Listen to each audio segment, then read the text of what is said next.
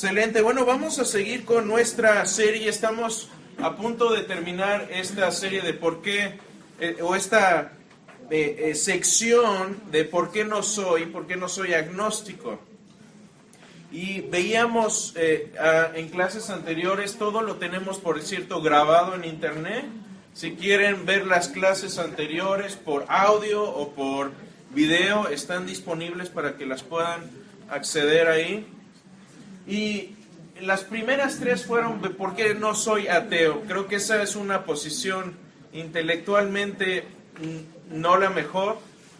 Y ahora estamos viendo por qué no soy agnóstico. Y platicábamos que si uno entra a la puerta del agnosticismo, si uno entra a la puerta del agnosticismo, y si esto funciona el día de hoy, ahí está ya. Si uno entra por esta puerta, se va a dar cuenta que el agnóstico es una persona que es diferente al gnóstico. Esto es agnóstico. Y el agnóstico no cree en Dios, pero no está listo para decir que Dios no existe. Esa es la posición del agnóstico. Es como diría Cantinflas, no sé si sí ni si no, lo más seguro es que quién sabe. Esa es la posición del agnóstico. ¿Ha visto la evidencia? A lo mejor no la ha visto, pero él simplemente dice, no sé. Y aquí quiero notar algo importante que va a ser relevante para lo que voy a hablar hoy. Cuando yo era niño, y esto tuve que verificarlo con fuentes más grandes que yo, pero cuando... No son pergaminos. Pensé que había dicho algo de vino, dije, pues ya me vio la presentación. Pero cuando uno es niño, no entiende lo que es la diferencia entre jugo de uva y vino. Bueno, yo aprendí a la mala. Cuando tenía como 4 o 5 años, hubo una reunión en mi casa. Y siendo descendiente de familia francesa, pues en las reuniones siempre había vino tinto. Y ese día había vino tinto en mi casa. Y por alguna razón se me ocurrió, cuando los adultos se levantaron de la mesa y fueron a cenar, se me ocurrió vaciar los vasos de los adultos. Bueno, es que hay dos versiones. Hay una versión que dice que fueron los fonditos, otra versión que dice que no, que me lo tomé todo. Entonces, el caso es que me encontraron por ahí en una esquina, sentado y llorando. Aparentemente yo era un borracho depresivo de niño. Y bueno, después de eso tuve una bastante buena siesta, según lo que me cuentan mis fuentes. ¿A qué vamos con esto? Que jugo y vino tienen el mismo origen, tienen la misma composición, pero uno tiene alcohol y el otro no. Son cosas muy distintas. ¿Sí?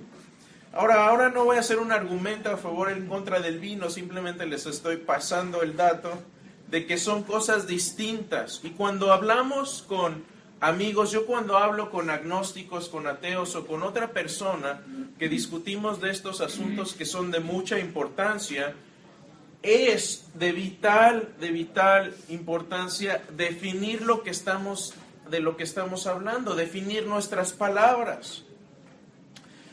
¿Por qué esto? Porque hay veces que hablamos de estas evidencias, que sopesamos la evidencia y a veces no sabemos de qué estamos hablando. Y ahorita voy a profundizar en esto. Tiene que ver, por ejemplo, cuando hablamos de palabras como omnipotente. ¿Qué quiere decir que Dios sea omnipotente? ¿Qué quiere decir que Dios sea omnisciente? Entonces vamos a ver un poco de eso en esta clase, pero vamos a situarnos en donde estamos en la serie. Habíamos visto que vamos a sopesar diferentes tipos de evidencia y ya vimos la mayoría de ellas. Ya vimos percepciones positivas, ya estamos terminando, y después vamos a ver percepciones negativas. ¿Cuáles son estas? Bueno, estos son los argumentos que por lo general se usan a favor de la existencia de Dios, y las percepciones negativas son las que se usan en contra de la existencia de Dios, y las vamos a ver esas. Si hay alguna por ahí que ustedes han visto y que digan, ¿sabe qué? No cubriste esta, me gustaría verla, con mucho gusto la podemos analizar, pero esto es la mayoría de lo que uno ve, y lo estamos viendo como si fuera esto un juicio en la vida real. No estamos inventando nada que no fuera algo, que no sería algo que se podría ver en una corte de la ley de nuestros días. ¿Sí? ¿Están conmigo? Entonces veíamos por qué existe el bien y mal objetivos, de dónde viene la maldad y la bondad. Veíamos que necesitamos un estándar. La belleza, ese argumento no me convence mucho, puede ser algo subjetivo, entonces no lo ponemos en la balanza. ¿Por qué la justicia es importante? ¿Por qué desde niños empezamos a decir, eso no es justo? ¿Por qué tenemos ese sentido de justicia tan engranado dentro de nosotros? ¿Por qué hay una base para la dignidad y el honor? ¿Por qué no nos desayunamos a nuestra abuelita cuando fallece? ¿Por qué? Porque el humano tiene dignidad. ¿Por qué valoramos a la humanidad de forma única? ¿Por qué el hombre o un niño es más importante que una esponja o un pez? ¿Por qué tiene más importancia? Veíamos también por qué tiene sentido y significado la vida, o no lo tiene. Vimos también eso. Y conforme vamos poniendo estas evidencias en la balanza, yo creo que la balanza se va fuertemente a deducir que la existencia de Dios es más evidente. Concuerda más la existencia de Dios con lo que experimentamos a diario que un mundo sin Dios. Entonces, por ahí es por donde estamos. Hoy, ¿qué vamos a ver? Vamos a ver, número 7, ¿por qué mis acciones no cumplen con mis estándares o mis expectativas? Vamos a ver un poco de eso, y vamos a ver también el número 1 de las percepciones negativas, una de las más difíciles. Vamos a pasar un par de clases ahí. ¿Por qué existe el sufrimiento? ¿Por qué existe el mal en el mundo? Entonces, empecemos con estos. ¿Alguna pregunta hasta ahora de lo que hemos visto? ¿No? Uy, qué juiciosos todos. ¿Todo se entendió? Bueno, al final va a haber un quiz al final, ¿eh? Va a haber examen. A ver si es. Entonces empecemos. ¿Sí? ¿No? ¿Pregunta? No. Ok. Veamos esta primera parte. ¿Por qué mis acciones no cumplen con mis propios estándares? ¿Por qué cuando yo me pongo una meta, por lo general no la cumplo? ¿Quién empezó una dieta ahora en enero? Ok. Suficiente evidencia. ¿Alguien necesita más evidencia que eso? Pero muchas veces no cumplimos con nuestras expectativas. Yo estoy tratando de escribir un libro, y hay veces que me siento y digo que hoy necesito escribir unas 4 o 5 páginas, y me siento y se me atraviesa una cosa, se me atraviesa otra, se atraviesa el Facebook, se atraviesa un programa en la televisión, y en vez de escribir 4 hojas, escribo media hoja o ninguna. Tenemos esas expectativas que no cumplimos. Estaba viendo en esta página del Museo del Smithsonian qué significa ser humano, cuál es el significado de ser humano, y ellos tienen ahí una página interesante donde tienen introducción a la evolución humana. Y esto es lo que dicen en su página. Dicen, los primeros humanos migraron fuera de África probablemente hace unos 2 millones a 1.8 millones de años más o menos. Entraron a Europa después, esto hace como entre 1.5 y 1 millón de años. Eso es lo que dice el Museo Smithsonian. Y eso me hace pensar entonces, si hacemos un poco de matemáticas y ponemos esto en la calculadora, 2 millones de años, y suponemos que en la antigüedad y en el pasado más o menos la gente se reproducía por ahí de a los 25 años, le ponemos en promedio. Yo creo que habría sido menos, pero pongámosle 25 años. Esto quiere decir que mis ancestros han tenido unos 2 millones de años o aproximadamente unas 75,000 generaciones para seleccionar gente que no come de más. Yo no debería batallar en la noche para ir a los tacos. Debería ser algo que no me gusta. Cuando voy a un lugar y me ofrecen la ensalada y me ofrecen el caldo tlalpeño o me ofrecen las chalupas, debería antojárseme la ensalada, porque es lo que me va a hacer evolucionar más, de manera más óptima y sobrevivir y vivir más años. Pero no está sucediendo eso. Me gustan los tacos. El Señor los creó. Sí, el Señor los creó, ¿verdad? Es evidencia de la existencia de Dios el taco. ¿Sí? Pasa como, miren, no les pasa como a Mafalda que dice, yo sé, debería perder peso, pero odio perder.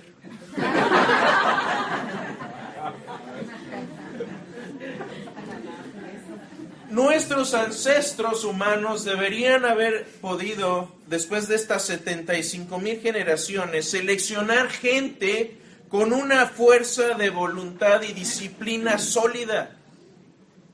Pero no es el caso.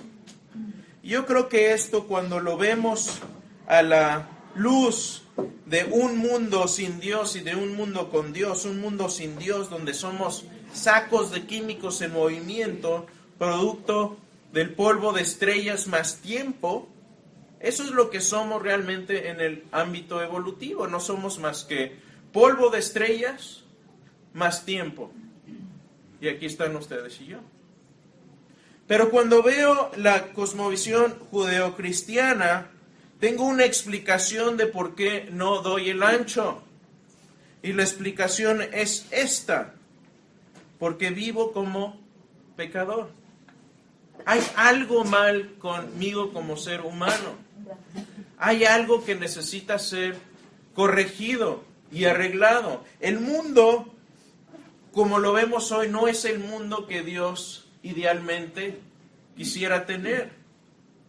¿Por qué entonces estamos aquí? ¿De dónde sale esto? Bueno, Adán tuvo elección, tuvo capacidad de elegir. Dios le dijo, ¿quieres seguir mis estatutos y mis reglas? Te va a ir bien. Si no las sigues, vas a morir. Tú escoges, yo no te voy a forzar. Y tuvieron la confianza de Dios. Dios les dio toda su confianza. Y mientras ellos se mantuvieron en relación y en comunión con Dios, estuvieron dentro del diseño que Él designó. Pero llegó un momento en que ellos, ¿qué? Esta es la palabra clave: decidieron. Dios no los agarró un día y les hizo, como dicen, manita de puerco y órale.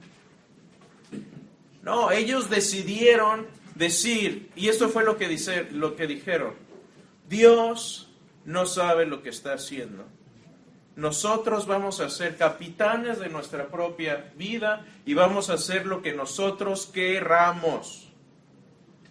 En ese momento se hace una ruptura en esta relación entre Dios. Afectó a quiénes ellos eran, cómo vivían, y afectó también sus futuras generaciones.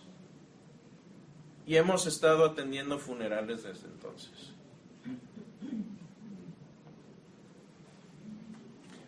Y eso es la razón por la que existe el mal en el mundo.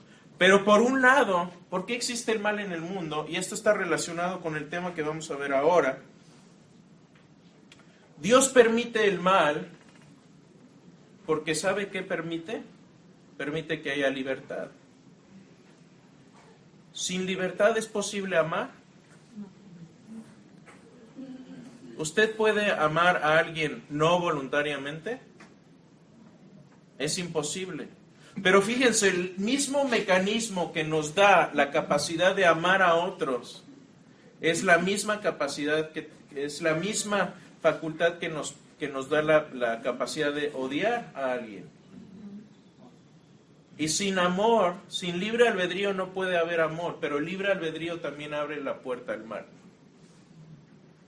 ¿Y de quién depende de cómo usamos nuestra libertad? ¿De Dios o de nosotros? ¿Es buena la libertad o no? ¿O quién quisiera no tenerla? Nadie. Vean cualquier película de ciencia ficción y ¿de qué se trata generalmente en las películas de ciencia ficción? Tienes a los humanos viviendo y llega una raza externa y viene esta raza y trata de esclavizar al ser humano y el ser humano lucha por su libertad y triunfa. ¿No ese es el tema general de las películas de ciencia ficción? ¿Sin libre albedrío tendría sentido eso? No, mira un mundo de robots. Ah, mira qué padre. Eso no es lo que creó Dios. Dios nos creó como seres con capacidad de amar, pero eso requiere libre albedrío, que al mismo tiempo abre la puerta a que nosotros hagamos el mal o que hagamos el bien. Y el hombre escogió el mal. Pero esto me habla de que nuestra experiencia diaria, de que no damos el ancho, de que muchas veces no soy buen esposo, no soy buen padre, a veces no soy buen trabajador, no hago lo que debería hacer, no mantengo la dieta. Eso me habla y me es explicado mejor en un mundo con Dios que en un mundo sin Dios.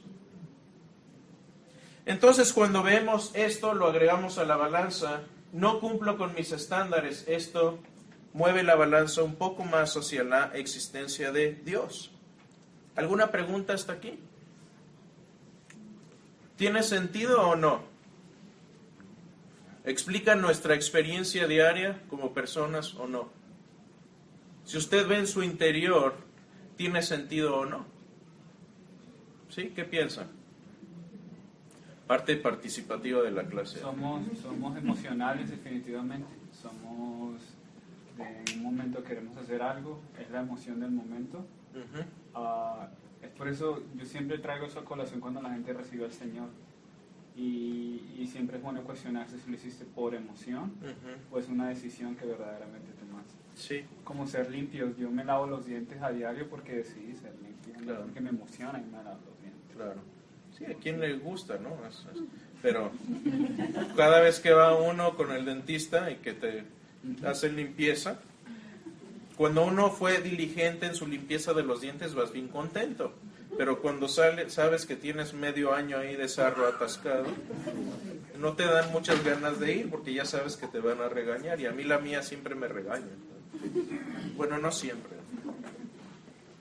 Ahora veamos este siguiente apartado, este siguiente tema que vamos a hablar. ¿Por qué existe el sufrimiento? Es posiblemente, yo diría que si yo fuera ateo, este sería el argumento que yo usaría contra la existencia de Dios. Tal vez habría otro por ahí, pero si fuera yo ateo, este es el mejor argumento que tienen ellos contra la existencia de Dios. Pero vamos a ver que tristemente se voltea la tortilla. ¿Por qué? Vamos a verlo brevemente. ¿Por qué existe el mal y el sufrimiento? ¿Es esto evidencia en contra de Dios? ¿O es neutro? ¿O se voltea hacia la evidencia a favor de la existencia de Dios? ¿Qué piensan? ¿Qué piensan ustedes? ¿No les molesta que hay tanta maldad en el mundo? ¿No? ¿Por qué no lo arregla Dios? ¿Que no es Dios omnipotente? Sí, pero para eso no es la libertad y libre albedrío. Bueno, pero porque hay tsunamis y terremotos, cáncer, ¿no podría Dios eliminar el cáncer? Tú una vez marcaste mi vida con unas palabras que dijiste.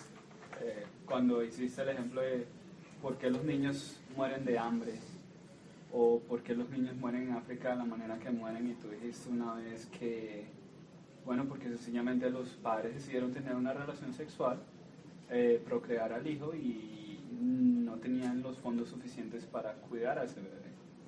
Entonces es más culpa nuestra, considero yo. Las enfermedades las hemos generado nosotros también. ¿Y el tsunami?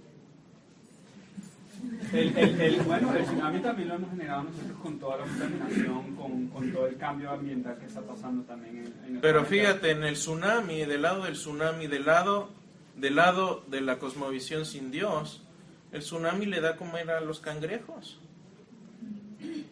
Así que, ¿por qué está mal? ¿Por qué nos molesta? ¿Por qué al ateo le molesta tanto que el tsunami agarra y mata a tanta gente que se ahoga en el mar? Pero como decía un maestro mío, pero los cangrejos se dan un buen buffet.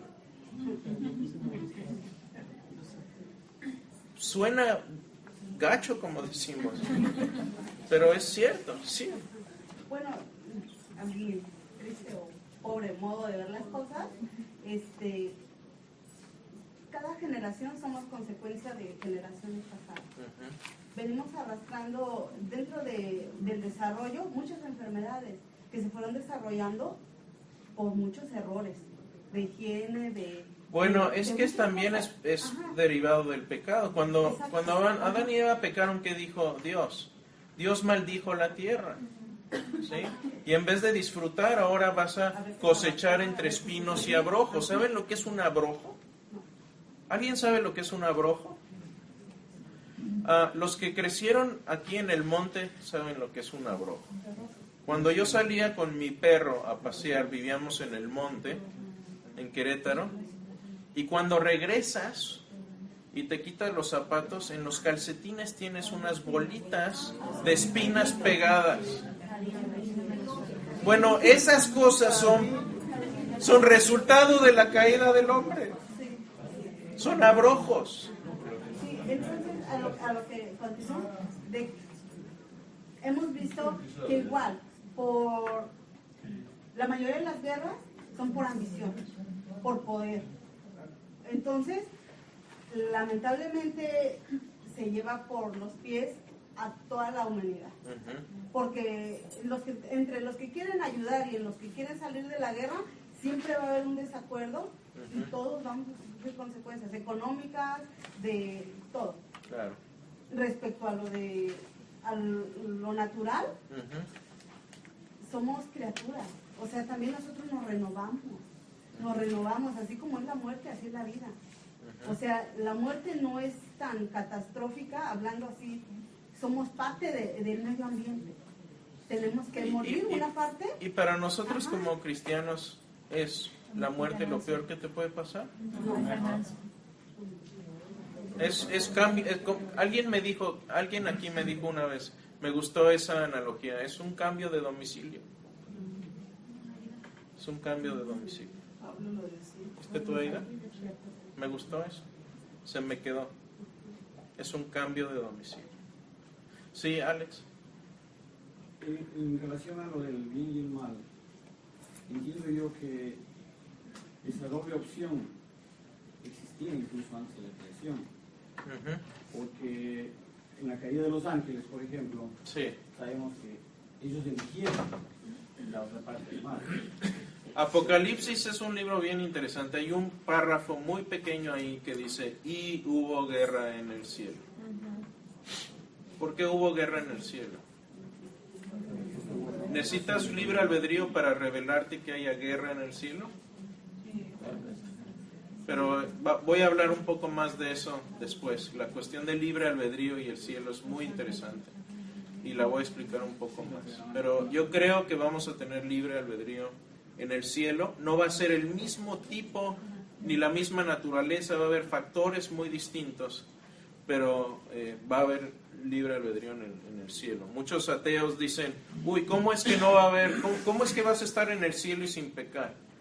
Vamos a explicarlo, porque no es tan complicado como algunos piensan. Sí. Sí, yo he tenido esta pregunta que me la han preguntado a mí, personas que no conocen mucho de Dios. Y es muy difícil explicarles si ellos no tienen las bases fundamentales. porque Sí. lo primero que te dicen es no es que Dios es amor. Lo que pasa es de que ellos piensan que solamente Dios es eso, y no saben también que Dios es justicia. Claro. Eso siempre es un... Y entonces Claro. ahí es donde ellos todavía no alcanzan a comprender de que sí, Dios es amor, pero también debido al pecado nosotros estamos teniendo las consecuencias de lo que Claro. nuestros padres sembraron. Y es lo que hacemos con nuestros hijos. Cuando nuestro hijo está duro y duro que quiere jugar con cerillos. Quiero jugar con cerillos, quiero jugar. No, te vas a quemar, te vas a quemar. ¿Qué pasa cuando se quema? Mi papá tenía un método, no con nosotros lo hizo, pero teníamos un perro que le gustaba rascar las macetas y las plantas. Las arrancaba. Y ya estaban cansados del perro. Entonces dijeron, bueno, vamos a educar al perro.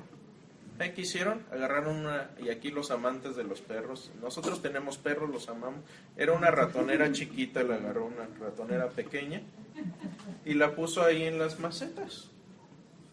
El perro un día llegó, empezó a escarbar, cepilló la pata, fue un lloradero de perro.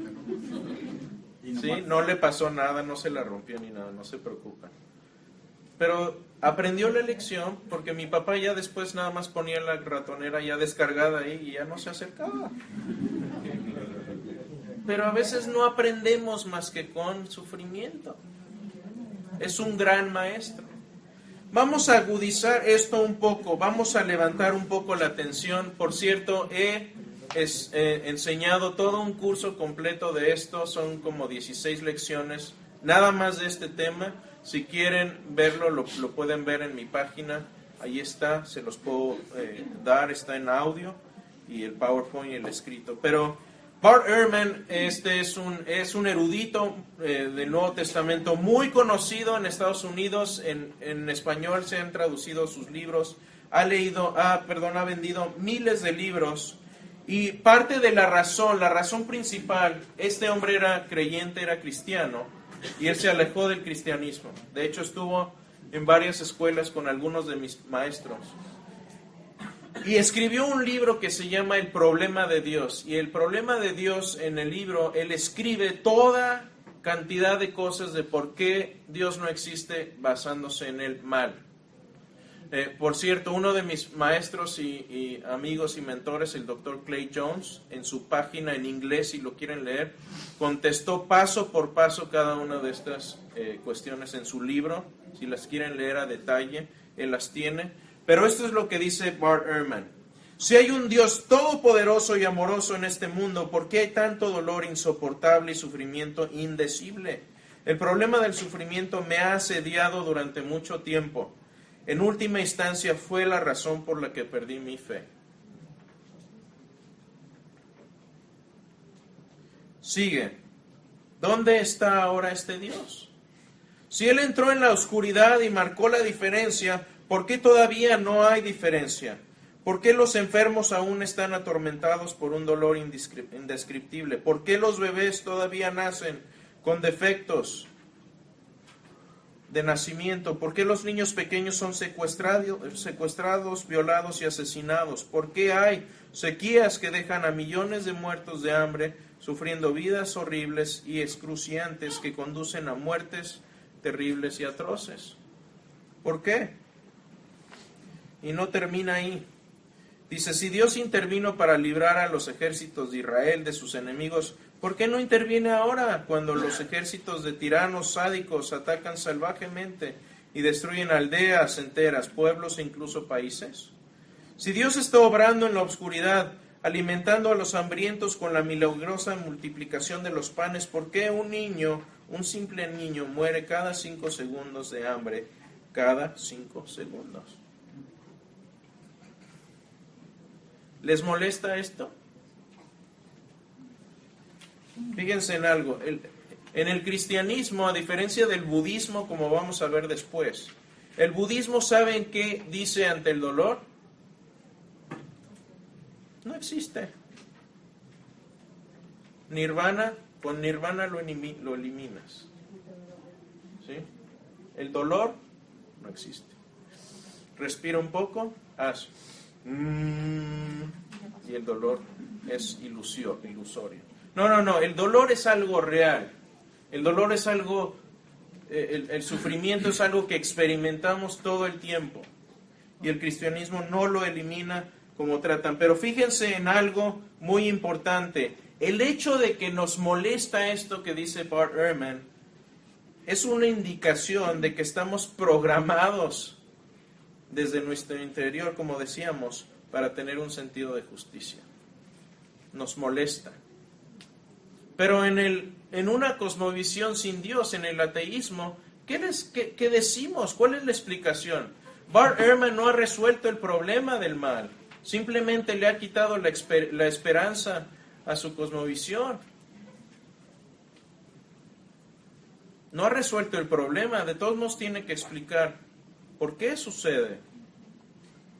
Entonces, si le molesta tanto, debería ser eso indicación de que hay algo, porque si no, sería como ver el tiburón que se come a la foca y decir, bueno, ¿por qué me molesta eso? Es natural, es el mundo normal. ¿Por qué mueren niños? Bueno, es algo normal. Pero lo curioso, fíjense, lo curioso de esto es que cuando vamos y vemos tragedias que aquí han sucedido, ¿se acuerdan de las inundaciones? Yo no vi a la sociedad de ateos y agnósticos reconstruyendo casas, ustedes sí. ¿Vieron ustedes a la iglesia satánica de Spring, que hay una aquí, se llaman luciferianos? ¿Los vieron haciendo bulla y ayudando a limpiar las calles? Y no es que vaya a hacer ruido, pero yo vi al pastor aquí de nuestra iglesia sacando alfombras mojadas y enlodadas. Porque Dios nos manda ser sus manos y ser sus pies. Eso es lo que Dios está haciendo para aliviar el mal en el mundo. Usarte a ti y a mí. Curiosamente, los que más se quejan de esto son los que menos hacen. Por otro lado, vamos a ver, ¿qué tipo de Dios explicaría el sufrimiento?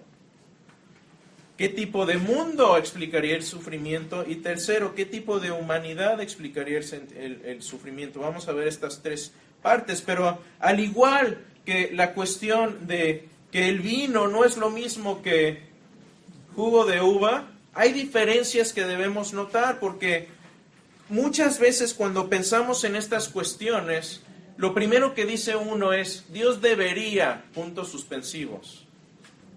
En el momento en que decimos Dios debería, estamos empezando a hacer a Dios a nuestra propia imagen y semejanza. Dios debería esto, Dios debería el otro. En lugar de entender las consecuencias de un mundo con maldad, nos ponemos a cuestionar. Ahora, no saben cuántas conversaciones he tenido con amigos ateos en la cuestión de la omnipotencia. La palabra omnipotente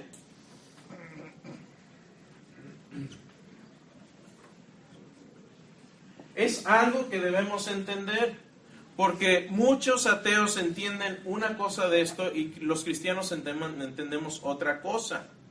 Para el escéptico muchas veces esta palabra quiere decir, Dios puede hacer lo que quiera. Dios puede hacer absolutamente todo lo que Él quiera. Puede hacer incluso cosas ilógicas. Pero ¿de dónde viene esto? ¿Han oído la paradoja de la omnipotencia que dice, bueno, ¿podría Dios crear una piedra tan grande que ni siquiera Él la pueda levantar? Son tonterías de kindergarten esto, discúlpenme. No lo deberían usar. Y yo tengo un video por ahí en mi página donde pongo a un filósofo ateo contestando eso, porque es de primaria. Es la consecuencia de no entender este tipo de palabra. La palabra omnipotente, como se traduce, viene de un vocablo griego que se llama panto, krator. Son dos raíces. Panto quiere decir, o pantos, es todo,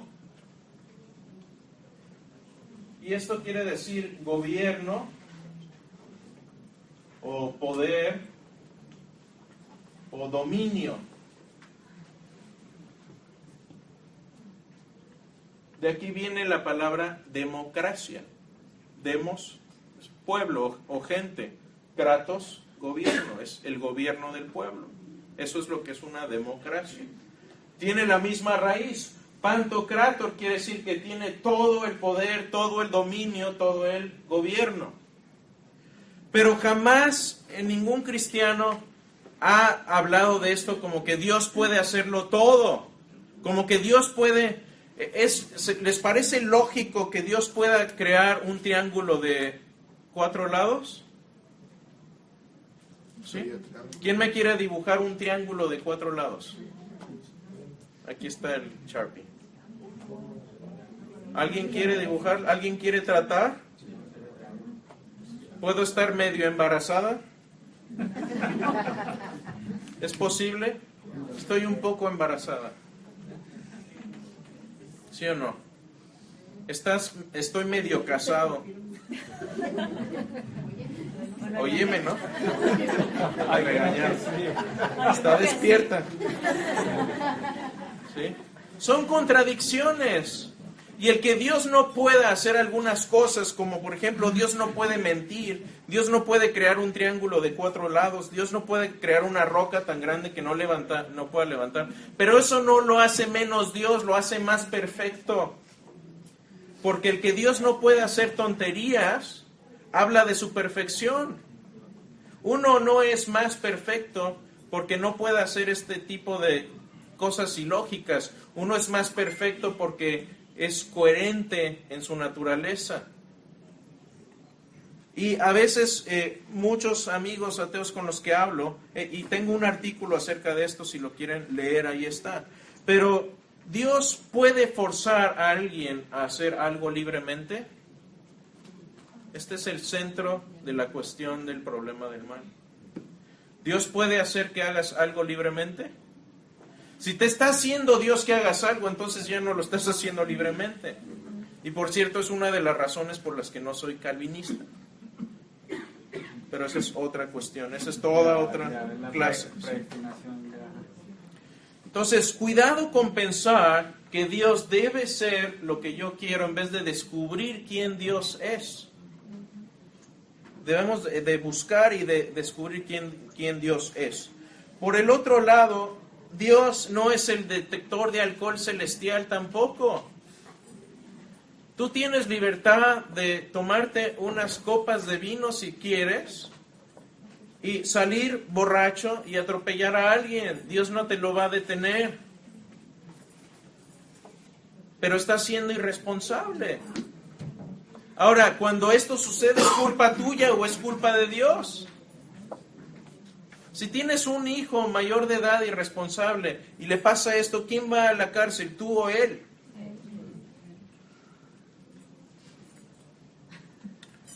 ¿Han visto estas caricaturas? Sí. A veces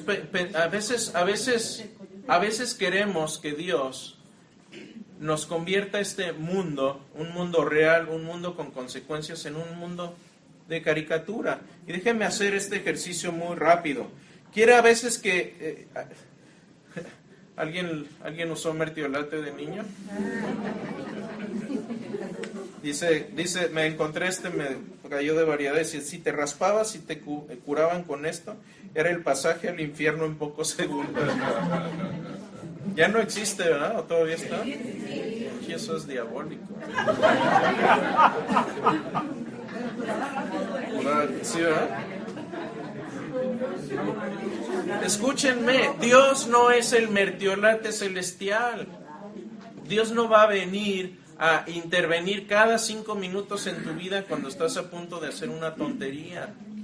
Porque no es el tipo de Dios que nos creó, no nos creó para ser marionetas. Sí, lo que dijo Ronnie hace un poco de tiempo, me preguntaron, ¿por qué Dios permite que nazcan tantos niños en la pobreza? Está fácil esa, muy fácil de contestar esa. Porque hay una cuestión aquí, que esto es clase de biología, pero el hombre produce una célula que se llama espermatozoide y la mujer produce una que se llama óvulo. Y cuando un espermatozoide se une con un óvulo, de aquí sale un bebé. Y si este espermatozoide y este óvulo pertenecen a papás que viven en la pobreza, entonces este niño va a nacer en la pobreza. Esa es la explicación. ¿O qué queremos que Dios sea el profiláctico celestial? No, que no nazca, este sí.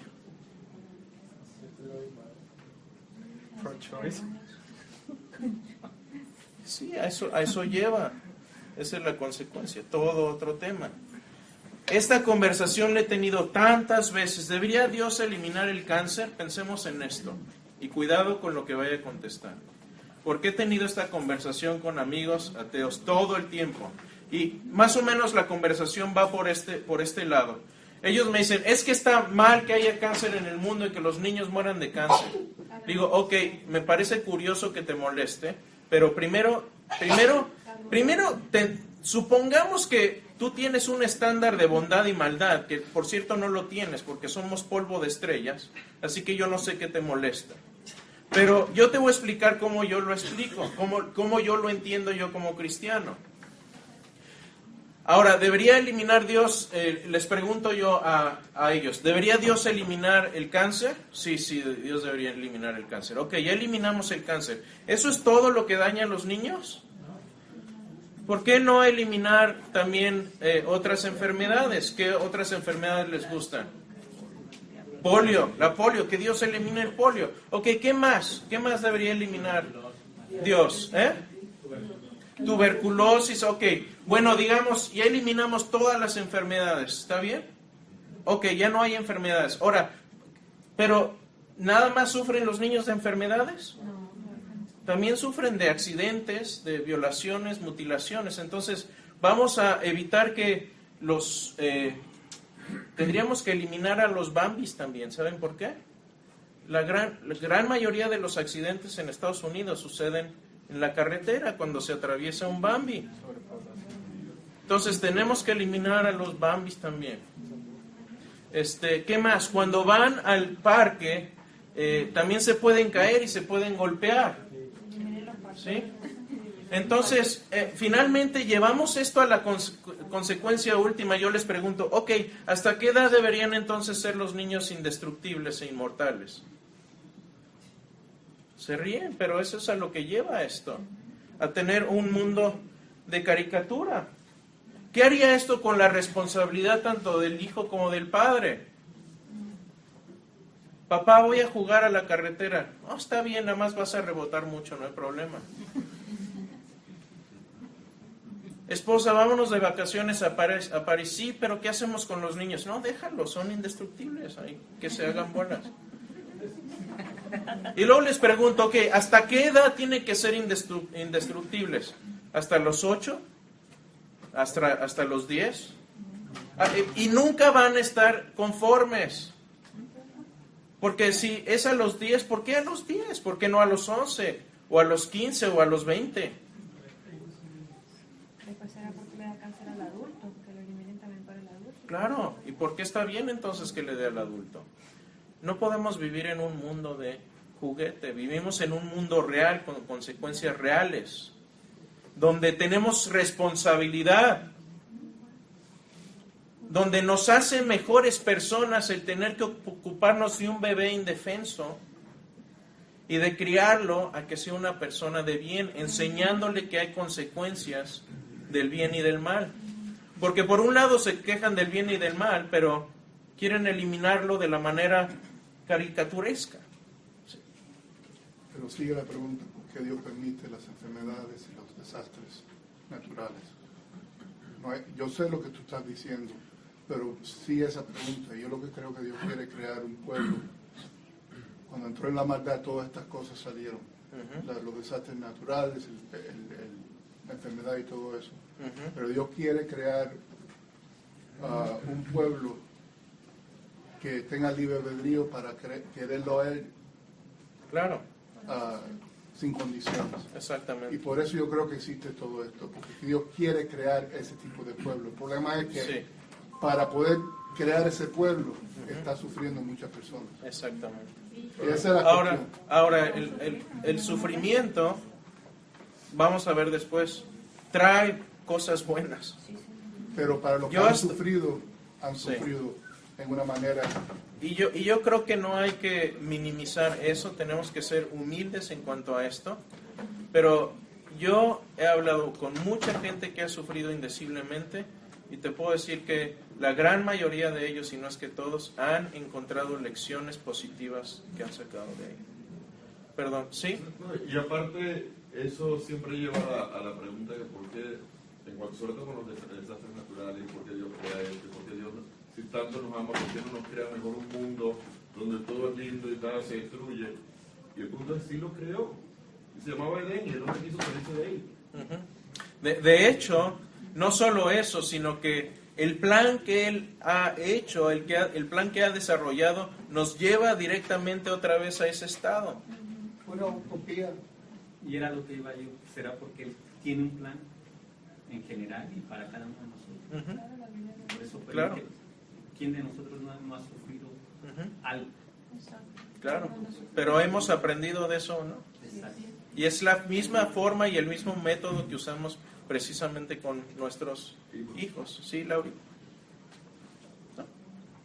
¿Ya no? Ya era más o menos lo que él Más o dijo menos. acerca del Edén, porque ya él había creado Claro. algo y nosotros lo destruimos, entonces es muy cómodo decir por qué Dios permite. Sí, O sea, ahora después de... Para un culpable. sí.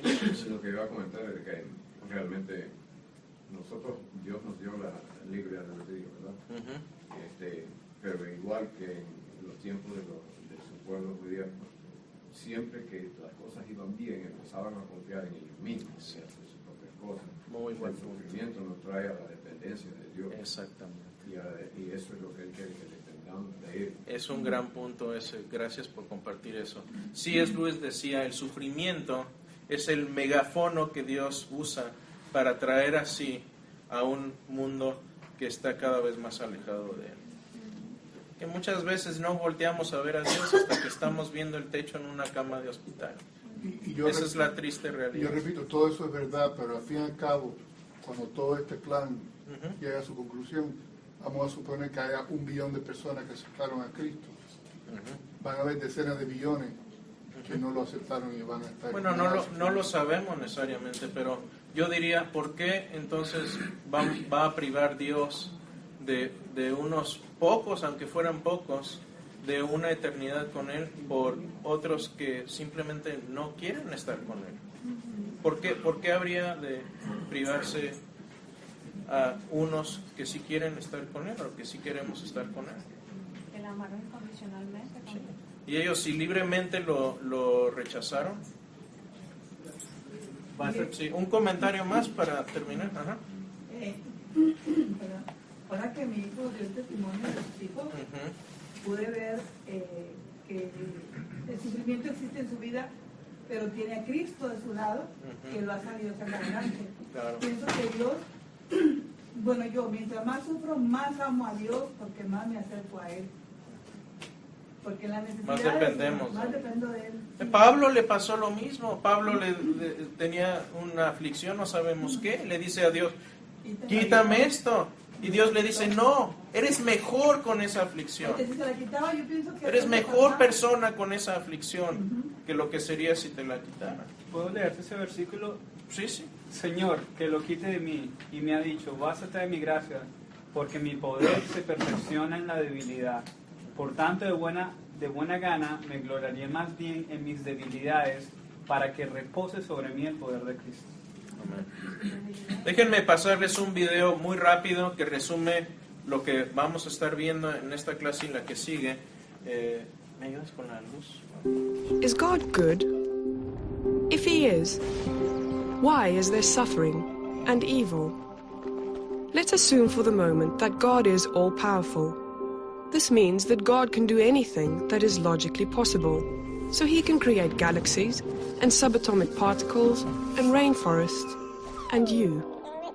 But God cannot do what is logically impossible. He cannot make a square circle or a one-ended stick. So can God make a rock so big that he can't lift it? No.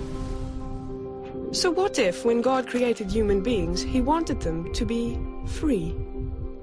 Freedom's a good thing, but if humans are to be free, they cannot be forced to obey God, because freedom without choice is like a square circle. It's a logical contradiction. No choice, no freedom. God didn't want robots. He wanted real people. The first humans endowed with the awesome power of free choice abused their freedom. The tragic consequences of their bad choice and our bad choices ripple across the world. God is responsible for the fact of freedom, but humans are responsible for their acts of freedom. But let's remember, we don't suffer alone. God will put an end to suffering and evil. And God became a man to suffer with us. God is good, and he wants real people like you to know him, but the free choice is yours.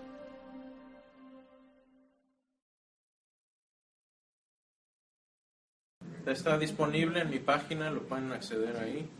Pero es cierto, Dios no nos abandonó con la maldad aquí, mandó a su Hijo, Él mismo de manera justa viene y resuelve el problema sin hacer violación a quien decía su justicia. Porque lo que hizo Jesús satisface la justicia de Dios y al mismo tiempo nos da una oportunidad de ponernos a cuentas con Dios. Pero Dios no lo va a hacer a fuerzas. Y esto nos lleva a nuestros puntos finales para casa. Romanos 5:12 me explica a mí qué es lo que está pasando. Dice, por medio de un solo hombre el pecado entró en el mundo, y por medio del pecado entró la muerte, así como la muerte pasó a toda la humanidad porque todos pecaron.